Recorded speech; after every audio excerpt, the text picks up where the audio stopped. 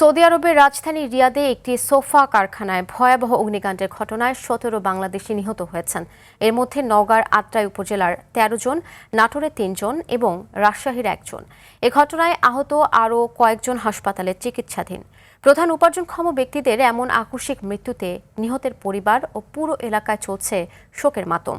প্রতিনিধিদের পাঠানো তথ্যচিত্রে এ বিষয়ে আরও জানাচ্ছেন লামিয়া তানজিন মাহমুদ।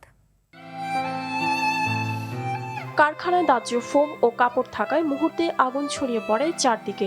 ঘন ধোঁয়ার কারণে ভেতরে আটকা পড়ে ঘটে মর্মান্তিক এ প্রাণহানি। খবর পেয়ে সৌদি ফায়ার সার্ভিস দ্রুত ঘটনাস্থলে পৌঁছে আগুন নিয়ন্ত্রণে আনে এবং মরদেহগুলো উদ্ধার করে।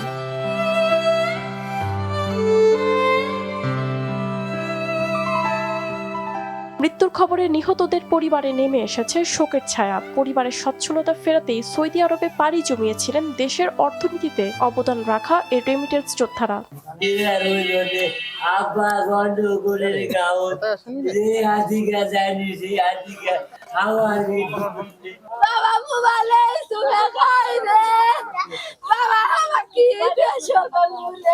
রোববার সৌদি আরবের রিয়াদের শিফা থানাধীন মুসা সানাইয়া শিল্প এলাকায় এই দুর্ঘটনা খবর নিশ্চিত করা হয় প্রবাসী কল্যাণ ও বৈদেশিক কর্মসংস্থান মন্ত্রণালয়ের ভেরিফাইড ফেসবুক পেজে।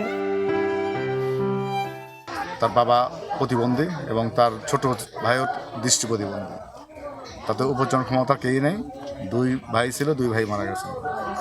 তাদের পরিবারের দেখভাল করার জন্য কিছু কেউই নেই। অগ্নিকাণ্ডের ঘটনা ঘটার সময় তার মায়ের কাছে একটি শেষ ভয়েস দেওয়া যায় যে মা ফোন ধরে না কেন।